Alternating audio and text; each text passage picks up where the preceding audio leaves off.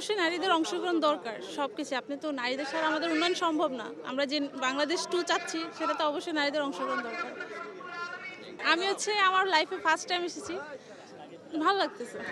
আমরা তো অনেক সময় দেখি যে নানা জায়গায় ধর্মীয় রীতি পালনের ক্ষেত্রে নারীদেরকে প্রতিবন্ধকতা সৃষ্টি করা হয়। সেক্ষেত্রে এখানে নারীদের জন্য নামাজের ব্যবস্থা রাখা হয়েছে, কেমন লাগছে এই ব্যাপারটা কেমন? এই ব্যাপারটার জন্যই আসা। কারণ আমি এর আগে কখনোই যাইনি ঈদে নামাজ পড়তে। তো এইবার এটা শুনে আসলাম। ভালো লাগতেছে এসে।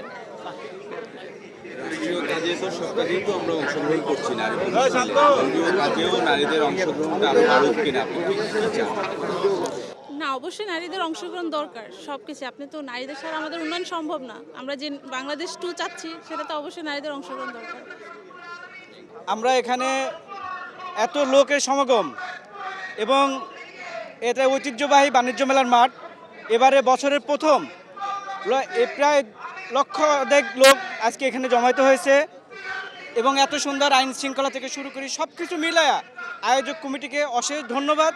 এত সুন্দর একটা নামাজের আমাদের ঈদের নামাজের আয়োজন করার জন্য সকল বন্ধুদের আমাদের SSC 0204 ব্যাচ কম্বিনেশন গ্রুপের পক্ষ হতে এত সুন্দর আয়োজন কমিটিকে ধন্যবাদ জানাচ্ছি।